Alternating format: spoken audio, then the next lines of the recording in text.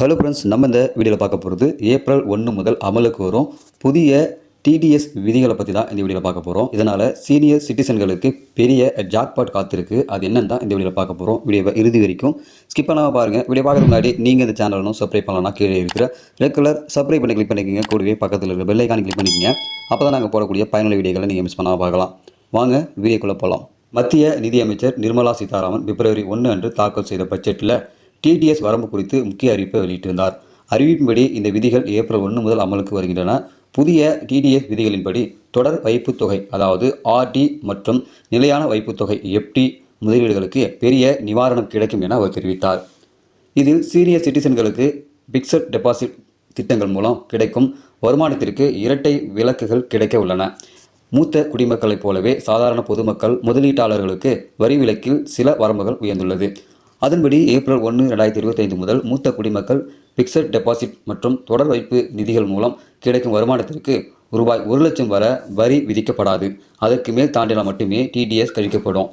மூத்த குடிமக்கள் அல்லாதவர்களுக்கு, அதாவது சாதாரண குடிமக்கள் வட்டி வருமானத்திற்கான டிடிஎஸ் வரம்பை அரசாங்கம் ரூபாய் 40,000 50,000 உயர்த்தியுள்ளது.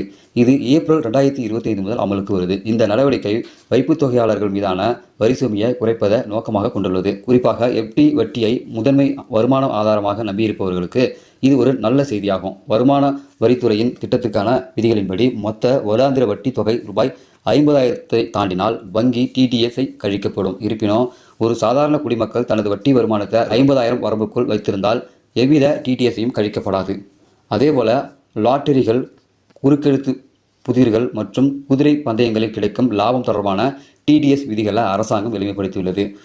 முன்னதாக ஒரு வருடத்தில் மொத்த வெற்றிகள் ரூபாய் 10,000க்கும் மேல் இருந்தால் டிடிஎஸ் கழிக்கப்படும். இப்போது ஒரு பரிவர்த்தனை ரூபாய் 10,000க்கும் மேல் இருந்தால் மட்டுமே டிடிஎஸ் கழிக்கப்படும். மேலும் 2025 பட்ஜெட் பல்வேறு கமிஷன்களுக்கான டிடிஎஸ் வரம்பை அதிகரித்துள்ளது.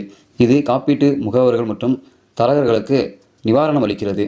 காப்பீட்டு கமிஷனுக்கான டிடிஎஸ் வரம்புல ஏப்ரல் 1, 2025 முதல் ரூபாய் 15,000 20,000 உயர்த்தியுள்ளது. மியூச்சுவல் ஃபண்ட் அல்லது பங்குகளில் முதலீடு செய்பவர்களுக்கு, அதாவது எம்எஃப் யூனிட்கள் அல்லது குறிப்பிட்ட நிறுவனங்களிலிருந்து ஈட்டப்படும் ஈவுத்தொகையை மற்றும் வருமானத்திற்கான விலக்கு வரம்பு ரூபாய் 5,000 ரூபாய் 10,000 உயர்த்தியுள்ளது.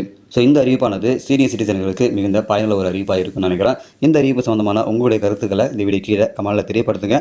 மறக்காமல் இந்த செய்தியை உங்கள் நண்பர்களுக்கும் ஷேர் பண்ணுங்கள். இதுபோல் பயனுள்ள வீடியோக்களை நீங்கள் தொடர்ந்து பார்க்கணும்னாக்கா நம்ம யூடியூப் சேனலை சப்ஸ்கிரைப் பண்ணுங்கள். மீண்டும் இன்னொரு வீடியோ சந்திக்கலாம். அதுவரை மனித மதிப்போம், மனித உயிரை காப்போம். நன்றி.